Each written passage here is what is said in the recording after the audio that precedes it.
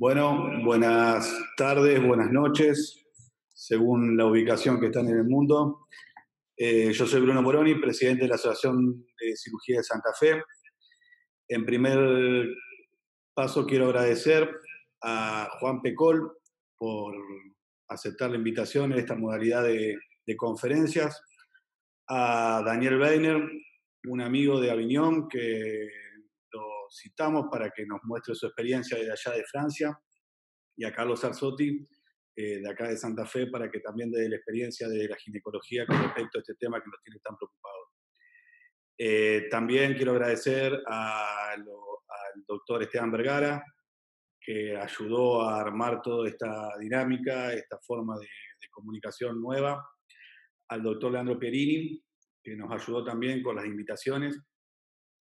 Y la idea es comentar un poquito cómo es la dinámica que vamos a hacer con respecto a las conferencias. En primera instancia, el doctor Pecol va a dar una conferencia de 35 minutos aproximadamente con el temario de laparoscopía y COVID. Después el doctor Weiner nos va a hacer los aportes desde allá, desde Francia, y el doctor Carlos Arzotti también va a hacer comentarios con respecto a esto. Buenísimo. Bueno, gente, buenas noches. La verdad que es un gusto estar con ustedes con este tema. Creo que la tecnología está vino para quedarse. Primero agradecerle a Bruno y Leandro la invitación a este tópico, que es un tópico que va cambiando permanentemente. Es una alegría estar tanto con Daniel como con Carlos, donde cada uno va a aportar su visión. Lo primero que yo estoy aprendiendo de todo esto, que estamos cuando empezamos la laparoscopía, que estamos a nivel 0. Todos éramos expertos y todos no sabíamos nada. Así que agradezco la oportunidad y la idea es darle cuál es nuestra visión. Vamos a ir a este tema que yo diría que lo que más me interesa a mí es dejarles un mensaje, más que si la paroscopía sí o no, aunque lo vamos a discutir. Y yo creo que es lo siguiente, que estamos en una situación excepcional. Yo me acuerdo, o mejor dicho, ni me acuerdo del H1N1. Bueno, esta es una situación excepcional y donde vamos a ver que se toman medidas excepcionales. Y la estamos tomando todos los días. Y entonces lo que hoy decimos tal vez mañana no lo sea y vamos a ver por qué. Vamos a esta publicación que es la única publicación que yo encontré de resultado de cirugía en pacientes COVID positivos, pero ellos no sabían que era COVID positivo. Son pacientes que estaban asintomáticos en periodo de incubación, son 34 pacientes con distintas cirugías que desarrollaron en el postoperatorio su enfermedad. 44% de ellos necesitaron ir a terapia intensiva y tuvieron una mortalidad del 20%. Una locura. Si uno mira las cirugías que se le hicieron, fueron cirugías de distintos niveles, pero fíjense que los pacientes tenían hecha cirugía laparoscópica, apendicectomías, colectomías, gastrectomías, con lo cual era claro que algo pasaba. Y lo que pasaba es que los pacientes por la cirugía se inmunosuprimían y lógicamente el coronavirus se hacía el picnic. Y fíjense que estos 34 pacientes se operaron a los 2 días de haber ingresado al hospital y fíjense qué rápido, a los 5 días empezaron el primer síntoma, el 100% de ellos hicieron una neumonía y fíjense qué rápido los que fallecieron dentro de 16 días. ¿Qué aprendí yo de esto? Que si esto pasa con un paciente que no sospechamos que es COVID, siempre que tengamos duda si es COVID o si es COVID positivo, tenemos que plantearnos si se justifica una operación en este paciente. Porque esta operación va a ir acompañada de una alta mortalidad, no por el abordaje, sino por la enfermedad que está transcurriendo. ¿Qué nos pasa con la información? Y la información, si ustedes miran, es loco. Nos enteramos más rápido por los periódicos que por los journals. Entonces hoy estamos discutiendo si el coronavirus y su enfermedad es un problema parecido a la malaria y la consecuencia es respiratoria o si es al revés. Y fíjense que muy rápido empieza un tópico, como les comenté recién, que es la enfermedad del personal del equipo de salud. Estados Unidos, con la crisis que tiene, miles de profesionales de la salud están hoy con coronavirus. Este paper es muy interesante y va estado por estado diciendo cuántos profesionales de la salud están enfermos. Es decir, que ustedes se dan cuenta que el mensaje que yo le estoy buscando es muy particular. Seguimos así, el Clarín mismo lo muestra. Entonces, yo planteé estos 7 puntos. Vamos a ver hasta dónde llegamos a los 35 minutos. A los 30 minutos Camila me va a avisar y salto al final. Pero vamos a la situación de la información. Hoy los conocimientos de esta enfermedad y de la gente son limitados y cambiantes. Esta enfermedad tiene 100 días. Tiene 100 días. Entonces, no pidamos tener tremendos trabajos científicos para tomar decisiones. Y fíjense, acá les dejo en rojo lo primero, que en esta enfermedad debemos pensar muy rápido en nuestra seguridad, en la de nuestra familia y de nuestro equipo de salud.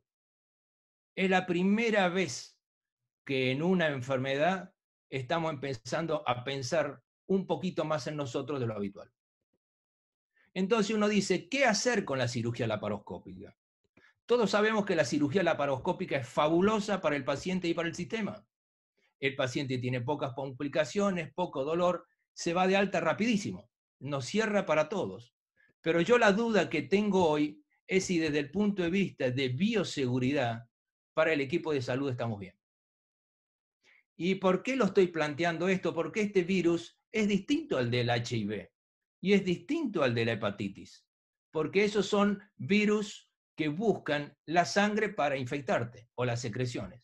Este es un virus maldito, porque tiene una afinidad por la vía aérea y las vías de infección son la mucosa oral, la mucosa nasal y la mucosa conjuntival.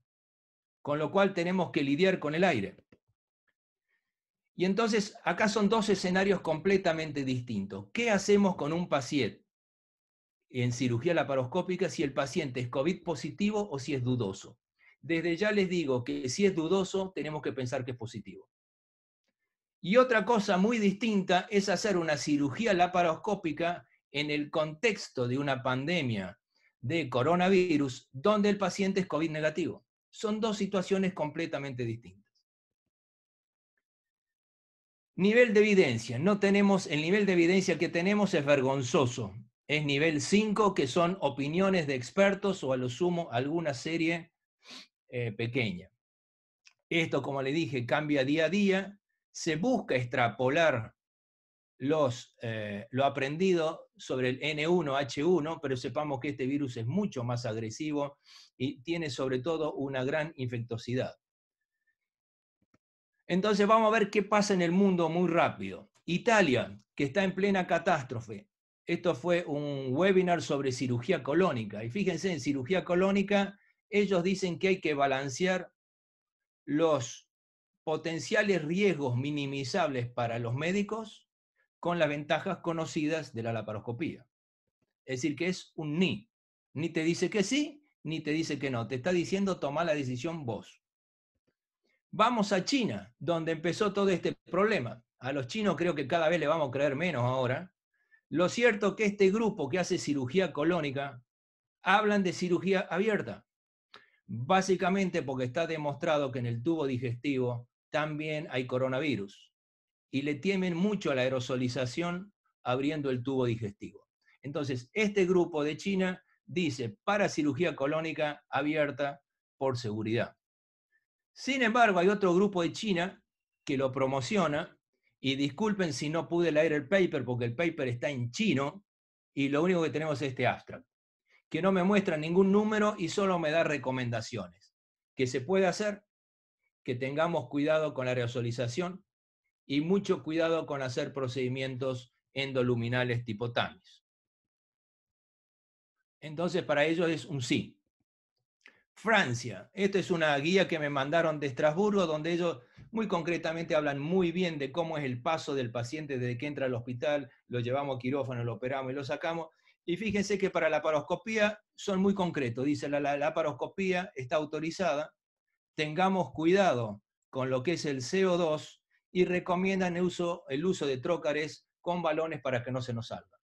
Porque uno de los problemas de la aerosolización es cuando se nos sale un trócar. Entonces, para ellos sí. En Estados Unidos, fíjense, esto es la Universidad de Virginia, una guía para cirugía mini invasiva y robótica, y te está diciendo que habría que pensar en la posibilidad de que exista contaminación viral a través de la laparoscopía. Con lo cual ellos dicen un ni. Tengamos precaución, elijamos el paciente. España, que está en plena crisis, un gran amigo, Alejandro Serrablo, fue categórico. Si el paciente es COVID positivo, ellos estaban en plena etapa de ebullición, la respuesta fue no hacemos laparoscopía. Si vamos al Reino Unido, fíjense, se unieron todas las sociedades y arman un primer informe donde dice que la laparoscopía generalmente debería no ser usada, porque todas las recomendaciones que se dan en cuanto al manejo del humo, en cuanto a poner filtros y manejar los accesos, se torna difícil. Vamos a ver que esto cambia. ¿Qué nos pasó a nosotros? A nosotros nos pasó que hace 5 semanas estábamos en Estados Unidos en un congreso, se desparramó todo esto, tuvimos que entrar de casualidad al país, y mientras estábamos en cuarentena, tuvimos que tomar decisiones. Y la primera decisión que dijimos fue, todos los pacientes que tenemos enlistados, vamos a parar el hospital para ponerlo en condiciones, un hospital que se maneja a pacientes electivos a esta emergencia. Suspendimos las cirugías y nuestra primera decisión fue, laparoscopía, no. No, ¿por qué? Porque no conocemos nada de esto. Después vamos a ver qué hacemos. Hoy, ¿dónde estamos? Estamos en un ni. Es decir, fíjense que la información es cambiante.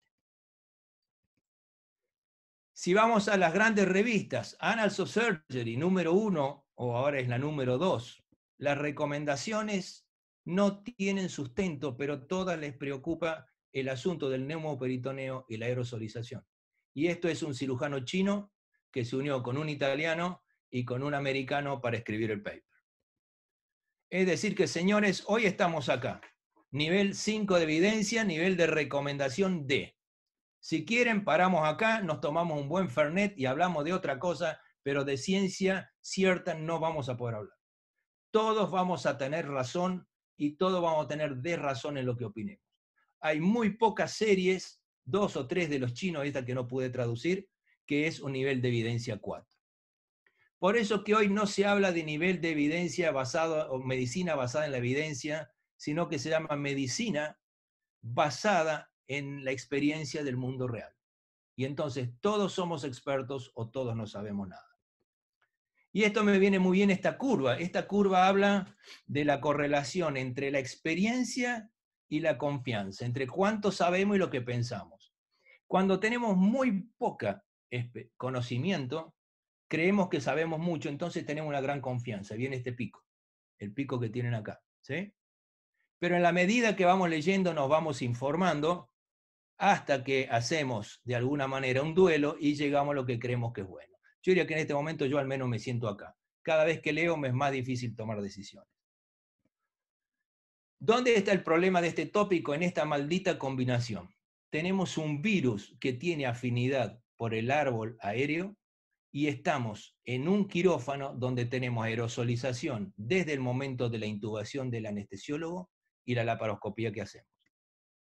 Y sepan que está demostrado que el coronavirus puede en aerosol, en el mecanismo de aerosol, persistir vivo hasta 3 horas. Y si cae a una superficie y tiene materia orgánica, tiene varios días para sobrevivir ahí. Por eso la recomendación, limpiemos todas las superficies. ¿Qué sabemos de aerosolización y cirugía? Si recuerdan, cuando empezamos con la laparoscopía, se hablaba del cáncer de vesícula y los implantes. Y tuvimos implantes en lugares que no correspondían a donde sacamos las piezas. Es decir, que la aerosolización, el sustento de células en el neumoperitoneo es real. Y si hay células, ¿por qué no va a haber en sustento o flotando virus? ¿Qué es la aerosolización? Es algo muy sencillo. Es un proceso que convierte a una sustancia en partículas tan pequeñas que son capaces de ser transportadas en el aire. El solo hecho que el neumoperitoneo entra a presión y roza la superficie del hígado y de las vísceras está aerosolizando. Y si a eso le agregamos que cortamos con un electrobisturí y que generamos humo o usamos el ultracillón, más aerosolización. Este es el esquema que todos los epidemiólogos e infectólogos usan y dicen, si estamos a 2 metros de distancia, está todo bien porque las gotitas no me llegan. Sí, las gotitas pesadas no te llegan, pero las que no son tan pesadas, o si alguien tiene un estornudo, te van a llegar. Y ustedes han vivido, como yo, estas semanas y las semanas anteriores, una discusión, y es que era esta. ¿Por qué a unos países les fue tan mal y a algunos países que estaban al lado de China, como es Hong Kong, Singapur, Japón y Corea, les fue relativamente bien? Y observando, se vio que esos países habían utilizado máscaras, es decir, barbijos de manera permanente, y eso de alguna manera disminuyó la contagiosidad. Y esto fue creciendo, y todos vivimos estas discusiones la semana pasada, y hasta el Centro de Control de Enfermedades definió que teníamos que usar barbijo. Y hoy es ley tener un barbijo o un protector facial. ¿Y eso por qué? Porque se sabe que hay partículas virales que pesan tan poco y quedan en el aire como una pluma. Y se empieza a hablar de las plumas virales. Vamos a ver este experimento que también salió hace 15 días. Probablemente en esto vamos a perder tiempo, pero creo que es bueno. Donde con cámaras de alta resolución demostraron qué pasa con lo que son las microgotas y las partículas que existen en el aire. Estas cámaras tienen la capacidad de percibir elementos de 0,1 micrómetros, que es exactamente el tamaño del coronavirus. Entonces van a ver este experimento, no quisiera ser este japonés que me están haciendo esto, se pega tremendo estornudo y con las cámaras de alta definición van a ver qué pasa. Lo estamos viendo con la cámara y fíjense la cantidad de gotitas que produce, que son las que caen rápido, pero fíjense la cantidad que quedan flotando. Esas son las partículas que preocupan en este momento. ¿Sí? No las que caen, sino las que quedan flotando. Y esas son las que probablemente expliquen la contagiosidad en los lugares que son masivos por esta situación. Se demostró claramente que estas gotas que están en suspenso o partículas con la corriente de aire o con la aspiración desaparecen. Fíjense, ustedes vieron que en París la gente está empezando a salir a correr. Este grupo belga y holandés estudiaron y vieron que no es suficiente la distancia que nos piden de 2 metros. Porque si vos vas corriendo rápido atrás del que llegas, quedan suspendidas las partículas y entonces hoy te están diciendo, si vas a salir a correr, tenés que correr a una distancia de 6 metros y si salís a andar en bicicleta y rápido, tenés que estar a 20 metros. ¿Para qué? Para que todo eso pueda sedimentar. ¿Qué tiene que ver toda esta digresión? Es lo que nos pasa en quirófano. Y si miramos este trabajo en New England, fíjense qué le pasa a un anestesiólogo y por qué tiene que usar máscara facial. Esas son partículas que están marcadas con inmunofluorescencia. Fíjense cómo le queda la cara, pero no están marcadas las partículas que quedan en sustento. Entonces, si volvemos al mundo real, todos sabemos que hay aerosolización y que la laparoscopía es la reina de la aerosolización. Pero la cirugía abierta también aerosoliza y eso lo tenemos que tener presente. ¿Cuál es la realidad que tenemos hoy en cirugía laparoscópica? Nos pierden los trócares, se nos salen los trócares, las valvulitas de los trócares, como utilizamos reutilizables, pierden todas, y como somos tan vivos, tenemos insufladores de alto volumen. ¿Para qué? Insuflamos fuerte para que las pérdidas que tengan se compensen.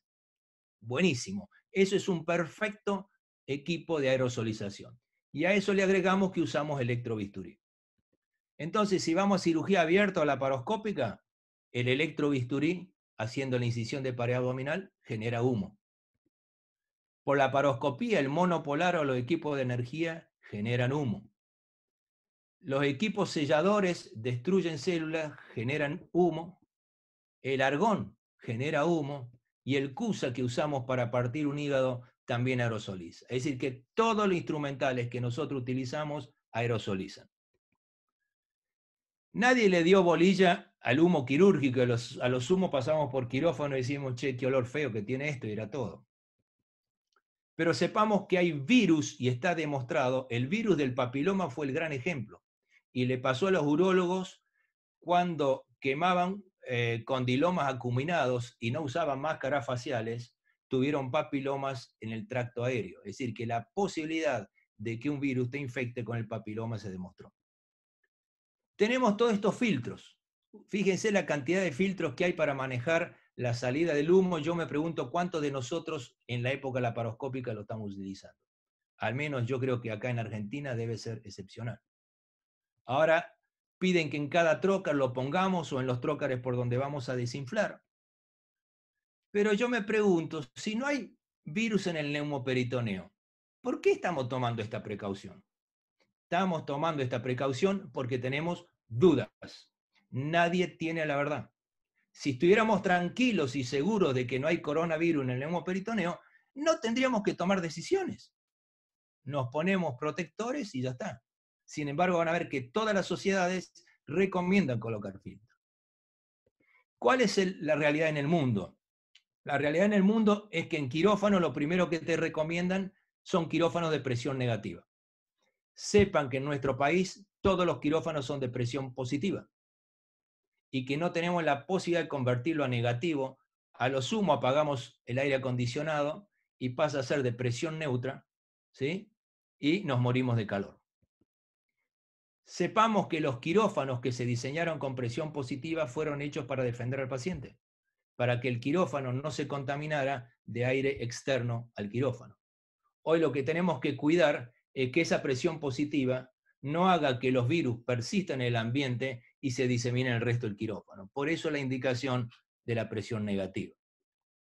Se utilizan distintos filtros EPA y filtros ULPA, no importa. Lo cierto es que los quirófanos grandes y modernos tienen esos filtros, pero no tenemos la posibilidad de convertirlos a presión negativa. Es decir, que lo que hacemos es suspenderlos y al menos tenemos una presión neutra.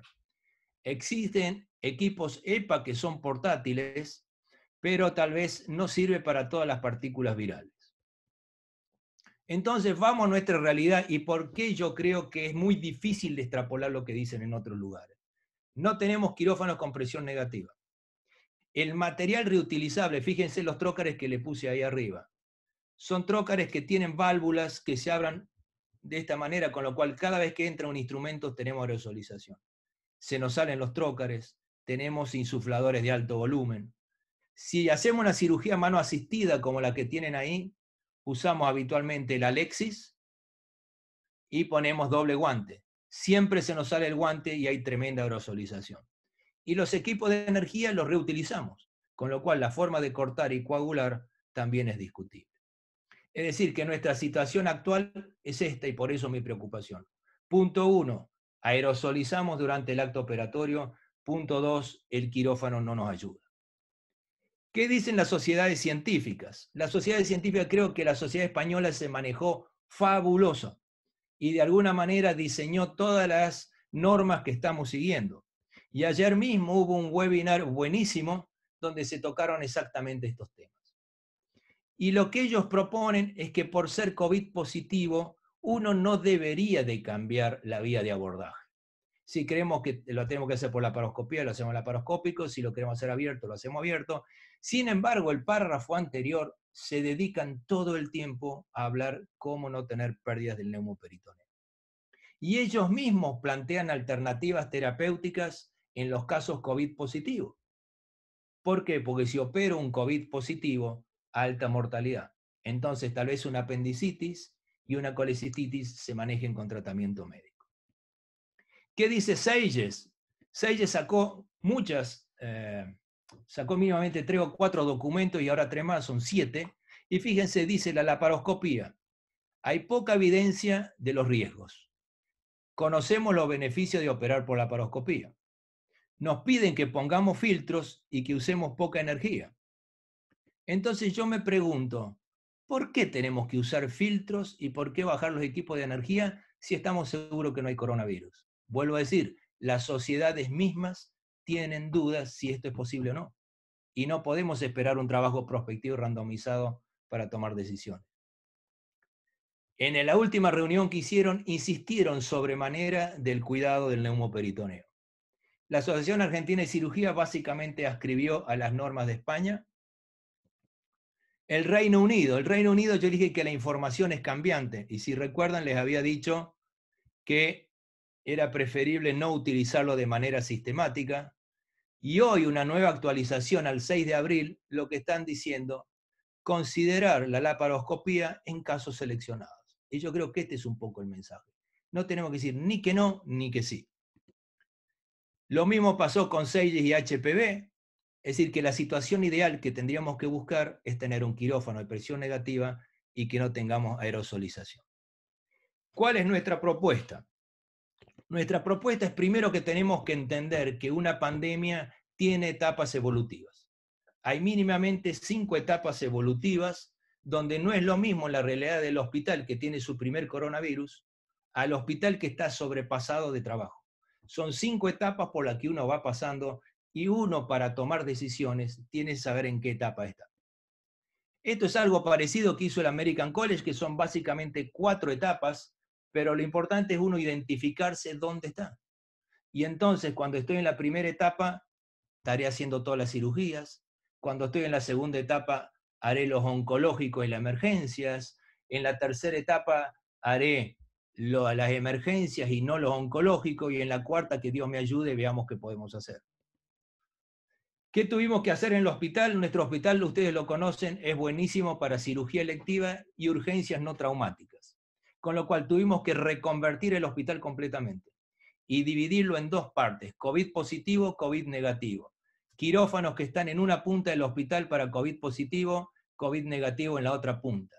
Salas de internación en un lado y salas de otro. Es decir, tuvimos que desarmar la unidad de cirugía ambulatoria y preparar camas extra para hacer terapia intensiva. Los consultorios pasaron a ser todo telemedicina y el manejo de los descartes de material descartable es un tema de mucha preocupación. Insistimos que cuando vamos a operar un COVID positivo, el nivel de protección es el máximo.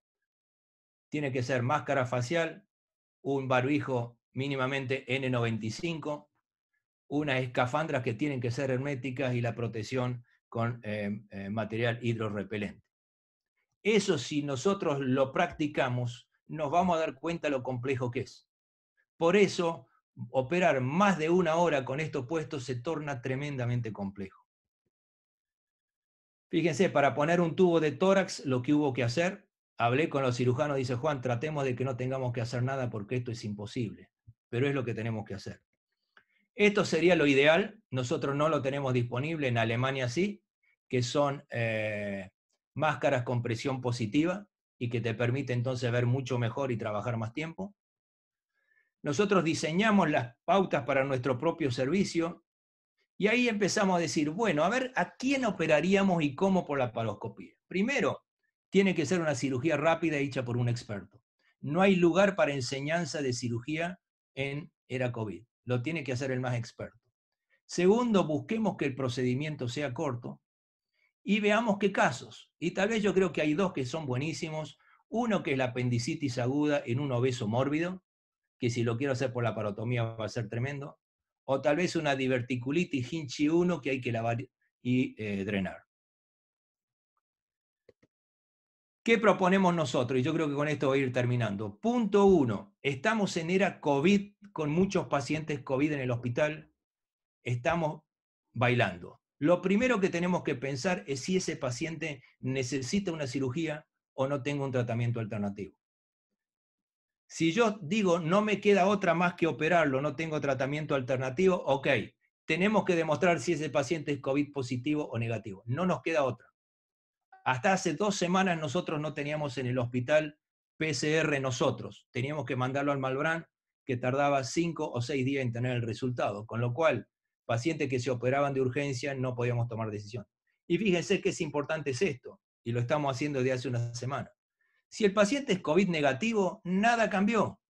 Ese paciente va al quirófano no COVID, se opera por laparoscopía o abierto como estamos acostumbrados, lo operará el residente si está formado y lo ayudaremos. Es decir, seguimos operando como operábamos antes de la era COVID y la protección será la hemoprotección. Ahora, si el paciente es COVID positivo, nos volvemos a preguntar si no nos queda otra forma de operarlo, porque sabemos que lo estamos llevando a una alta mortalidad. Y ahí veremos ¿Qué paciente hacemos por laparoscopía y cuál abierto? Y vuelvo a decir, si creo que va a ser corto, probablemente lo haga por laparoscopía. Si va a ser largo, probablemente busquemos hacerlo abierto. Y tal vez una peritonitis fecal, estar 4 horas operándolo por laparoscopía, no creo que sea bueno.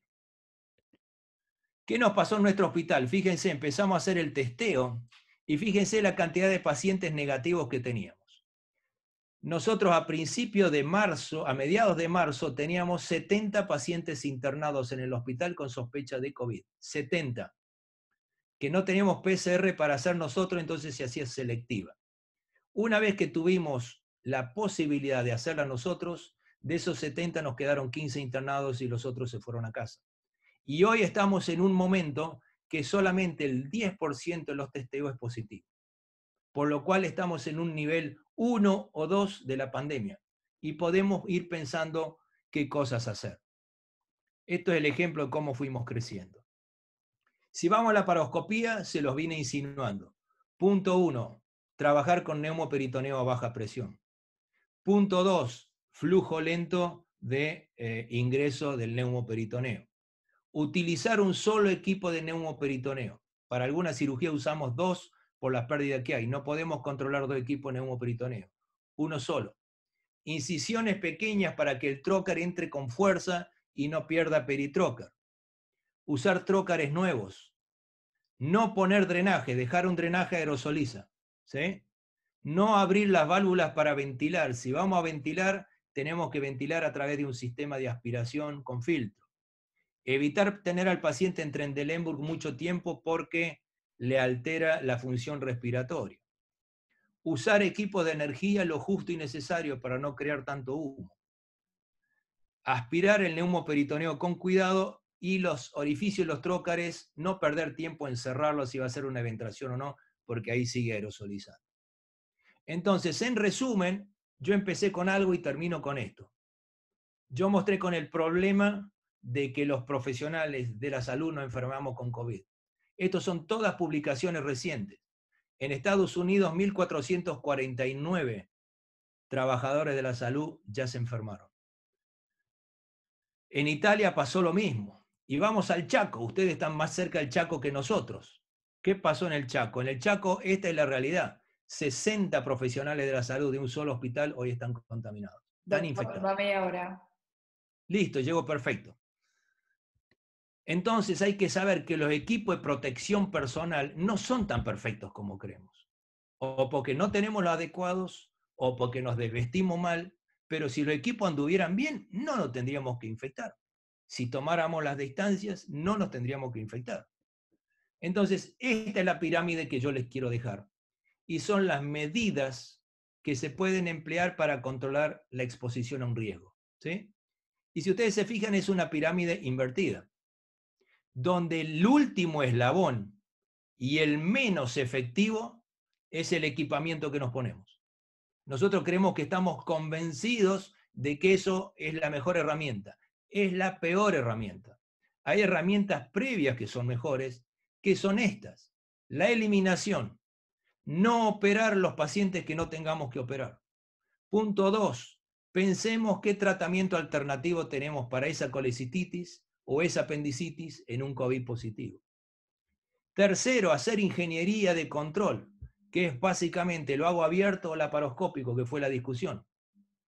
Cuarto, administrar los recursos y el control. Operamos 2 cirujanos, no operamos más 3 cirujanos. Exponernos lo menos posible.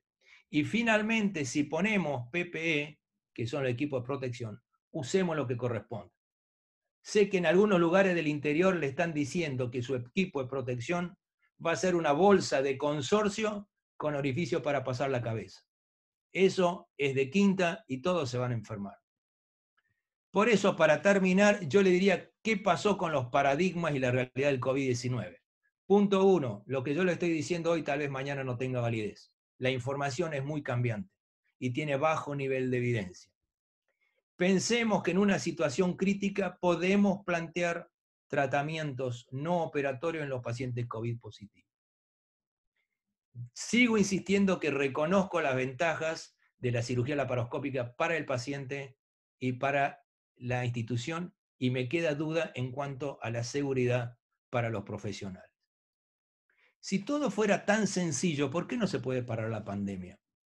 Y nos pasó, porque nos olvidamos de la tercera forma de infectarnos, que son las partículas que están en el aire flotando, que primero se pensaba que no y hoy se demostró que sí es.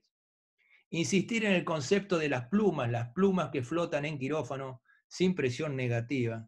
Y por último, yo diría, nosotros que somos tan simplistas y que vemos humo, decimos, no pasa nada con el humo. Yo creo que tenemos que empezar a respetar el humo, porque eso tiene el mismo enemigo invisible que tenemos hoy en casa. ¿Sí? Termino de esta manera diciéndoles que esto es cambiante, que tenemos que ver en dónde estamos parados en la evolución de la pandemia, qué paciente vamos a operar y qué riesgo corremos todos nosotros. Pero sepamos que si nosotros no nos cuidamos, nadie nos va a cuidar. Y si nosotros nos enfermamos, se va a enfermar nuestra familia porque nosotros volvemos a casa y se van a enfermar los que trabajan con nosotros.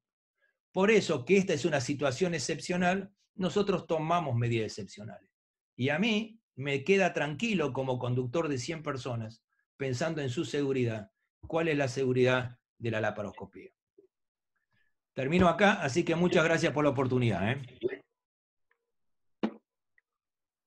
Bueno, muy bien, Juan. Héctor Francia te habla. Hola Héctor, un gusto. ¿Qué tal? Muy buena conferencia, realmente algunos puntos están claros, a pesar de que, bueno, esto es cambiante, como vemos, y seguramente lo que vimos hoy, algunas cosas van a cambiar.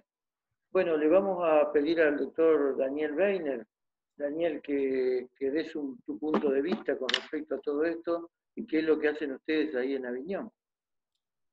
Hola, ¿me están escuchando bien? Espero que sí. Muchas gracias por su invitación, un gran placer verlos a todos allí, doctor Francia, a Brunito, que estuvo por acá, a Bruno, al Paul y a Juan Pecol, que es un gran placer también, y te agradezco muchísimo tu conferencia, que fue muy realista, muy clara, y básicamente pensamos lo mismo, es decir, que no se sabe exactamente qué hay que hacer. Nosotros estamos en un hospital que tiene 1000 camas y que es la base de toda la región, de una región de más o menos 500.000 personas, lo cual nos obligó también a adaptarnos a esta eventualidad mundial. Y desde más o menos el 15 de marzo estamos con un nivel, digamos, 2, porque hemos parado toda la cirugía programada y solo hacemos cánceres, solo algunos cánceres, y la cirugía de urgencias. En este momento llegamos a un pico de más o menos 25 pacientes en terapia intensiva, todos con respirador. Ahora está bajando ese pico. La terapia intensiva se transformó en solamente COVID y la sala de despertar nuestra se transformó en terapia intensiva de otros pacientes no COVID, lo cual nos complicó mucho la cirugía mayor que necesita terapia intensiva quirúrgica. Entonces, la oncología es básicamente usada para pacientes que tienen síntomas y que no necesitan terapia intensiva, es decir, que todo lo que es cirugía pancreática y hepática, que se hace bastante actualmente en nuestro servicio, se ha parado y empezaremos con algunas hepatectomías recién a la final de la semana próxima. Todo lo que respecta a la cirugía oncológica rectal, hemos pasado a 11 semanas. Saben que entre 7 y 11 semanas post-radioquimioterapia se ha notado que no hay mucha diferencia según el estudio GRECAR, que se terminó hace un par de años y de que participamos. Entonces, para atrasar un poco la cirugía de esos pacientes, estamos haciéndola en 11 semanas actualmente. Y el resto de los pacientes que tienen algún tratamiento preoperatorio, generalmente tratamos de dar una dosis más de quimioterapia. Los tumores neuroendocrinos se operan, básicamente, salvo si tienen que ir a terapia intensiva. Y bueno, el resto de las urgencias. Nosotros, con el tema del humo, que es un tema que vos tocaste y que es un tema que hace más o menos 5 o 6 años que estamos dando vuelta, porque cuando cambiamos los equipos de laparoscopía todos venían con aspiración de humo y demás. Nunca ha sido un gran problema para nosotros cirujanos el humo laparoscópico. Para mí siempre fue muy desagradable operar en cielo abierto con humo y lamentablemente hoy no existen soluciones claras para la aspiración de humo en cirugía abierta. Entonces, hemos considerado, teniendo toda esta búsqueda que hemos tenido últimamente respecto a los aspiradores de humo, dijimos que la cirugía laparoscópica en los pacientes COVID positivos podía ser más simple abordarla que la cirugía abierta, porque el humo podía ser mejor manejado gracias a la aspiración de humo. Nosotros tenemos la suerte de tener trocares nuevos y, bueno, todas las recomendaciones que vos has dado para evitar, ¿no es cierto?, la exsuflación permanente del paciente. Por otro lado, las recomendaciones en cirugía oncológica que nosotros seguimos desde hace muchos años es de evitar en permanencia la exsuflación, y entonces por eso trabajamos con presiones bajas e insuflación también baja. Entonces no nos cambió demasiado en nuestro hábito.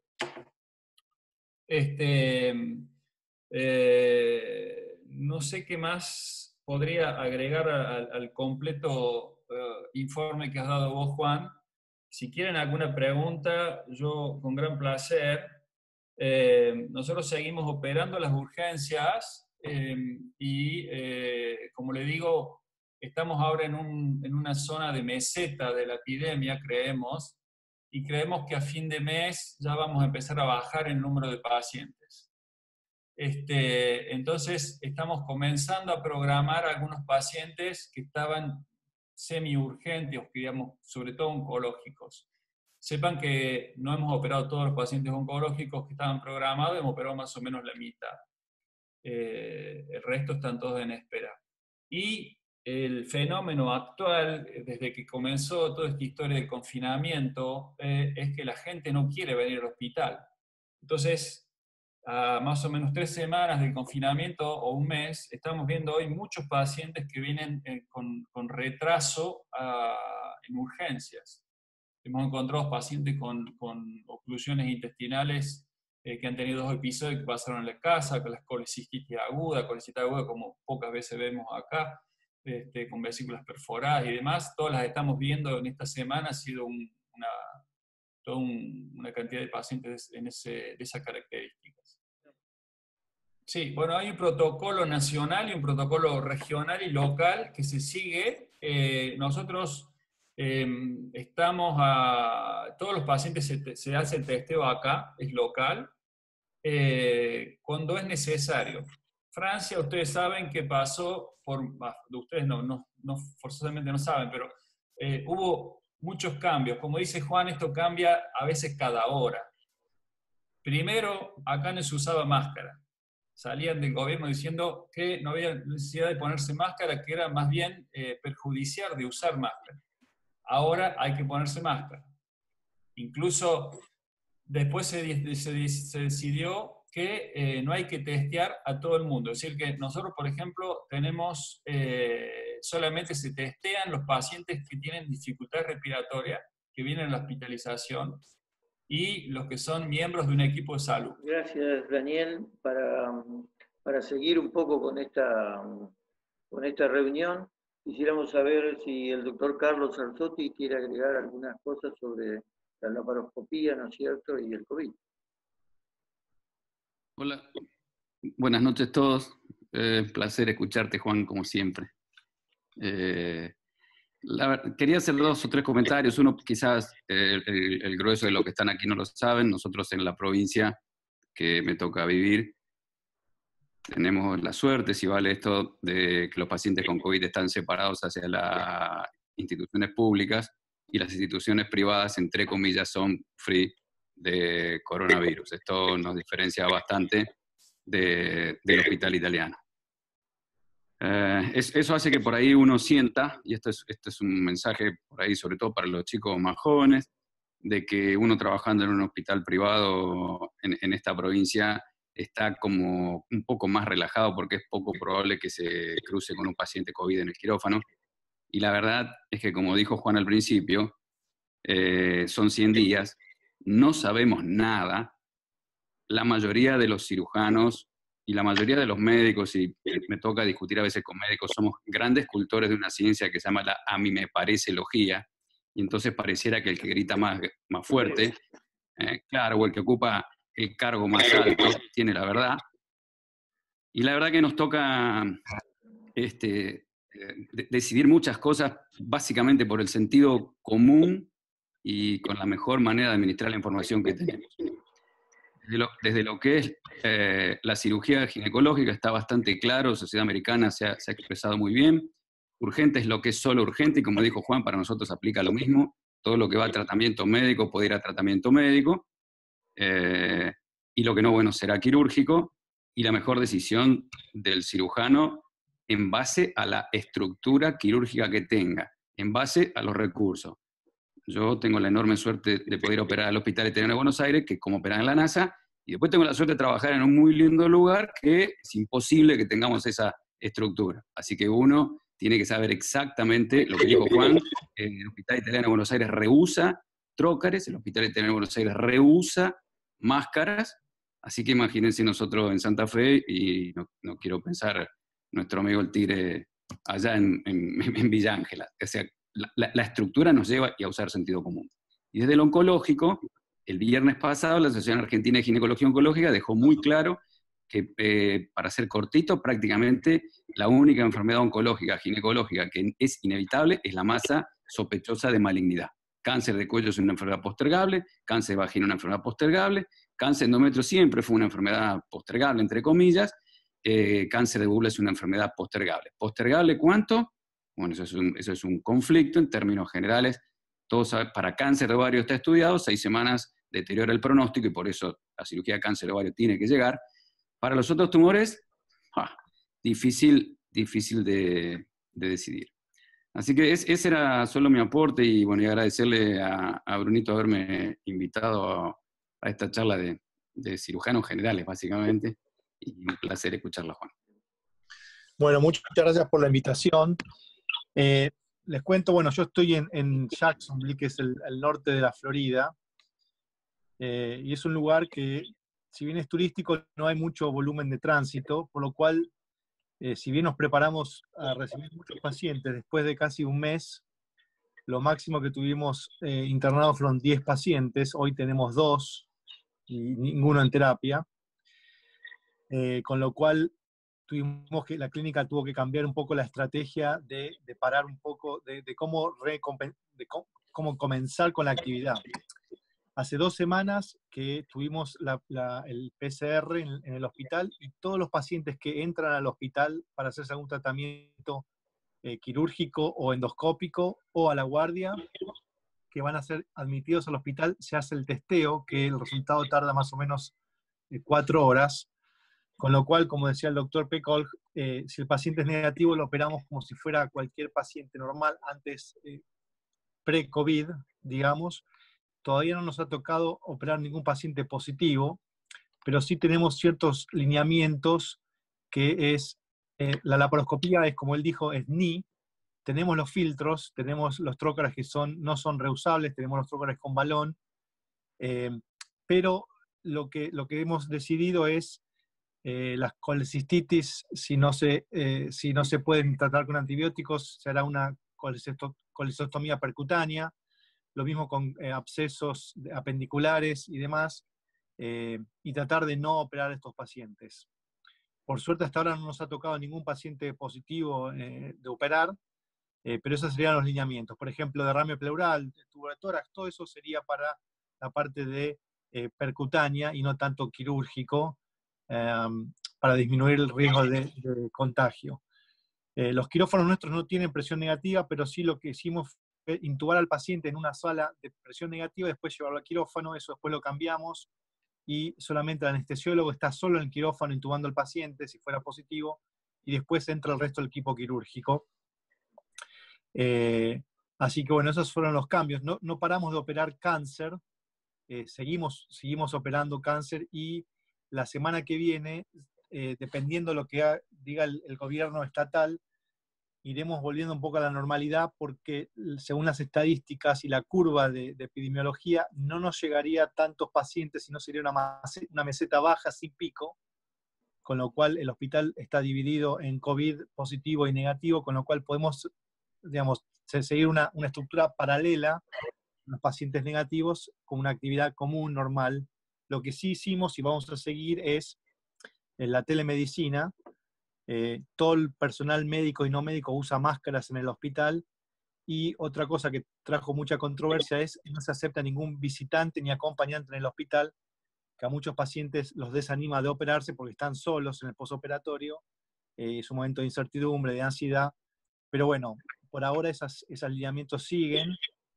Y yo creo que de seguir así, por suerte en esta parte del norte de la Florida, no nos va a agarrar tanto y creo que en 2 semanas más o menos volveremos a una cuasi normalidad en la actividad, digamos, diaria.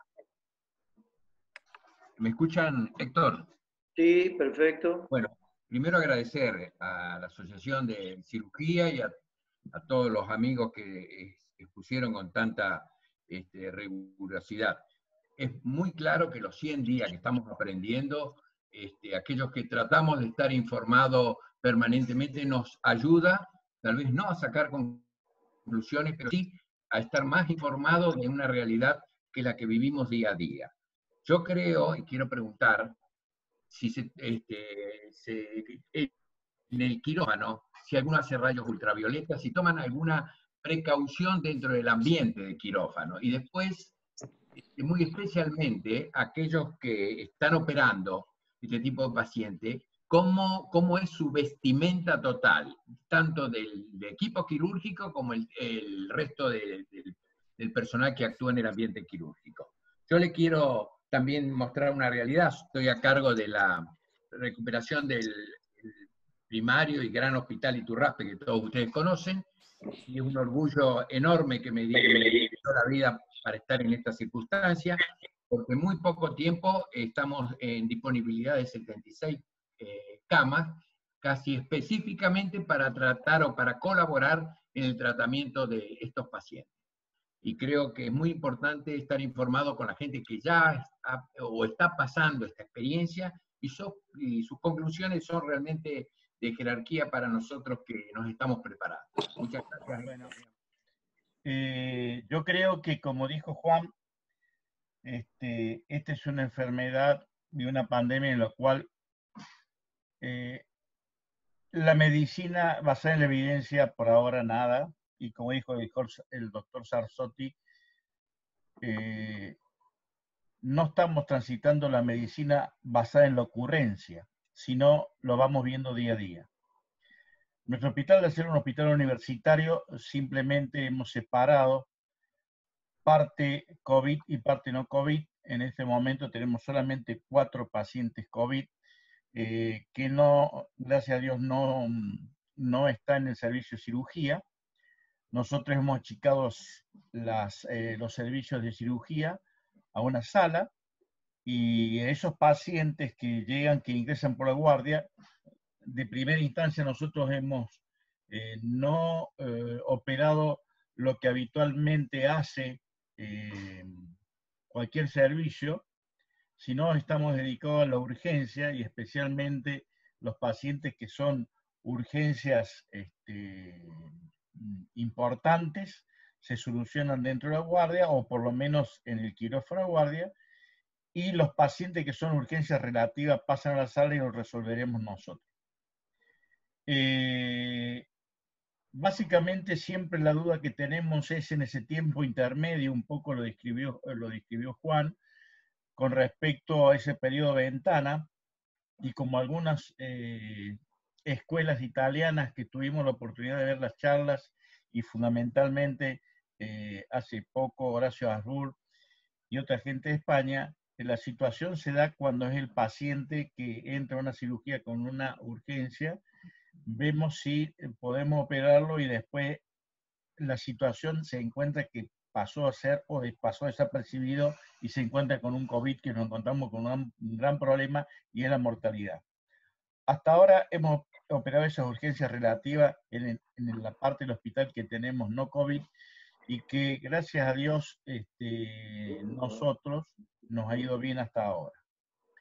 Sin duda que también tenemos separados los quirófanos para quirófanos COVID y quirófanos no COVID, tenemos uno para COVID y los otros dos que no están en la misma área son para pacientes no COVID. Yo creo que es importante ese periodo de ventana y a veces nosotros utilizamos no solamente la tele de tórax, sino la TAC de tórax, como sugerían algunos autores europeos, para tener como un elemento más previo a la cirugía en ese periodo de ventana, a pesar de que los test pueden haber sido negativos. Básicamente nos estamos basando en eso. Hasta ahora nos ha ido bien. No digo que no podamos tener problema y de acuerdo a lo mismo que presentó Juan, leí ese artículo, con una mortalidad muy alta que a uno le preocupa, es casi 8 veces la mortalidad en un paciente COVID, el aumento, y en un paciente no COVID probablemente con otras patologías y sus comorbilidades puede llegar a estar en esta pandemia a 3 veces el valor de la mortalidad. Simplemente agradecerle, permitirme dirigirme hacia ustedes, muy poca experiencia. Ha sido un gusto escucharlo a Juan, lo mismo que Daniel, con quien he compartido gran parte de nuestra experiencia en Francia y acá en Argentina. Muy bien el doctor Sarzotti, felicitándolo porque creo que ha dado algunas cosas donde estamos en una etapa de nube y estamos viendo si se puede clarificar hacia un futuro próximo de ver cómo podemos hacer y qué resultados podemos tener. Muchísimas gracias. Queríamos también que el doctor Wala, Alfredo Wala, nos dé un poco su opinión sobre todo lo que está escuchando y viendo y cómo le parece que deberían operarse estos enfermos. Bueno, felicitaciones, muchas gracias por participar y por todas las comunicaciones y las enseñanzas que hemos recibido en esta charla. Yo creo que es muy útil y que parece mentira, pero todos los días se aprende algo, ¿no? Todos los días tenemos algo nuevo, así es nuestra profesión y eso creo que también nos mantiene un poco activos. En primer lugar, yo creo que un punto importante es el que tocó Paul.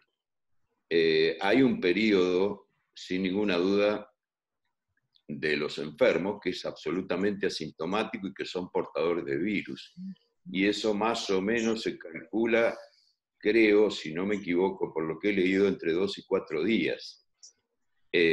Obviamente que esos enfermos, por más que le hagas tomografía, no se puede tener ninguna conclusión. Yo creo que eso necesita test. Y yo creo que lo que dijo el doctor Eli me parece muy importante. Yo creo que el italiano lo hace. Pienso que nosotros no lo estamos haciendo. No lo sé porque yo, obviamente, por mi edad y demás, estoy acá aislado en mi casa, pero me gustaría saber si alguien lo hace. Eso sí se ha probado no solamente a nivel de pacientes, sino a nivel de población.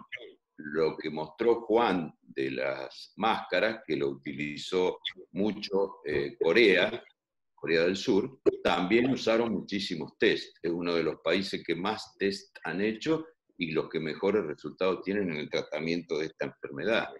Entonces me parece sumamente importante el poder testear al paciente en el momento que ingresa a la institución, porque eso nos va a permitir, por lo menos, descubrir aquellos que están en tránsito hacia la enfermedad y aquellos otros que son portadores sanos, porque ¿cómo sabemos si son portadores sanos? Sabemos que hay un porcentaje importante de la población que tiene el virus y que sin ninguna duda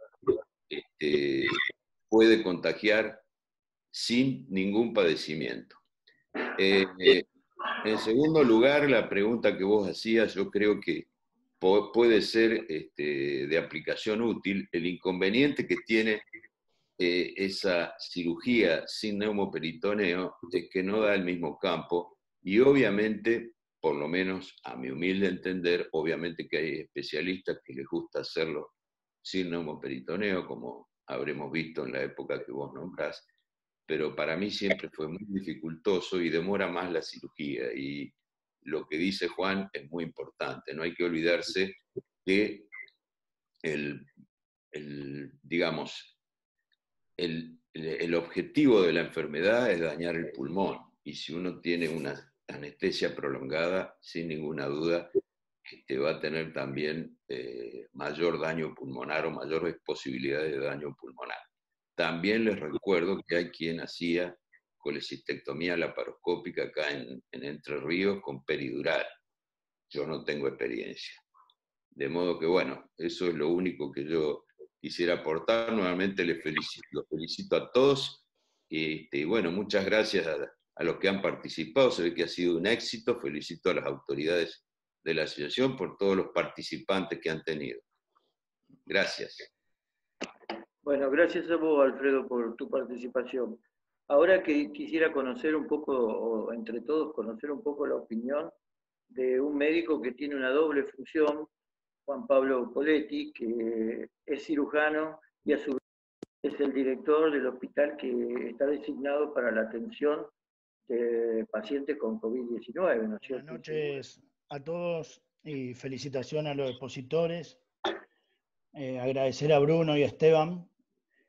Y bueno, si estaba asustado con estas conferencias, creo que vamos a duplicar, porque realmente la responsabilidad a los que estamos en la gestión de proteger los equipos de salud, sin lugar a dudas que nos pone en un nivel muy alto de responsabilidad, pero creo que lo que sí tenemos como gestor, en el caso mío como director del hospital, y el doctor Ángel Pierini, que también le toca ahora estar del otro lado que de la gestión, y es dando respuesta a todos los cirujanos que hoy están escuchando y que nos van a exigir este tipo de protección, es que hoy lo que se nos hace muy difícil es poder adaptarnos a la realidad de cada localidad, y en este caso, en mi caso, a la ciudad de Santa Fe.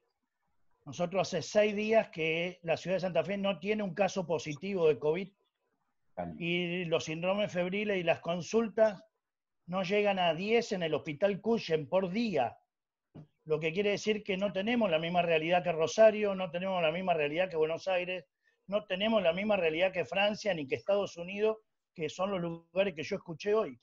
Y tal vez el cirujano que está en la ciudad de Santa Fe hoy está pidiendo, hoy, 17 de abril, la misma cuidado de protección que en esos lugares, cuando nosotros tal vez lo vamos a necesitar dentro de un mes. Y si nos gastamos los recursos ahora, cuando no hay un caso de COVID positivo en el hospital, es responsabilidad del gestor cuidar esos insumos para cuando realmente el virus esté circulando y tengamos el hospital con, hoy está dispuesta 52 camas de internación general, más 12 camas críticas hoy, con la posibilidad de las 300 camas del hospital y 30 camas críticas, que es lo que el Ministerio de Salud tiene como plan B en el caso que el hospital desborde. Entonces hoy la función es antipática desde el punto de vista del gestor, porque hoy sí, en el COVID positivo, todas las áreas COVID del hospital tienen todas las medidas máximas de protección. Pero el no COVID, hoy nosotros estamos convencidos de la gestión, con los expertos y el comité de crisis, que nos reunimos de lunes a domingo a las 9 de la mañana, de que no queremos equivocarnos cuándo es el momento de empezar a liberar los insumos, para que no se tarde, ni tampoco liberar los insumos ahora que no hay virus, y que dentro de 20 días, un mes, cuando el virus esté lleno el hospital de COVID, no tengamos elemento y, como dijo el doctor Pecol, tengamos que usar una bolsa de nylon porque todo el país va a estar comprando insumos y nadie va a conseguir. Eso es la opinión es incómodo desde el punto de vista del gestor, aunque soy cirujano, y queremos que en el COVID, en el quirófano COVID del hospital que se dispuso, las medidas de protección están completas.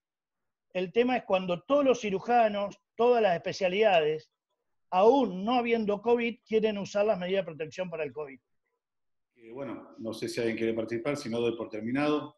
No quiero dejar de agradecer también a los residentes, que son los que siempre están atrás y nos dan una mano, sobre todo con esta forma de comunicar, que ellos están mucho más actualizados y nos sacan permanentemente de los apuros que tenemos y están acá al lado nuestro para tratar de resolver esto. Y bueno, y el laboratorio Roemer, que también nos permitió esta cuestión de la comunicación.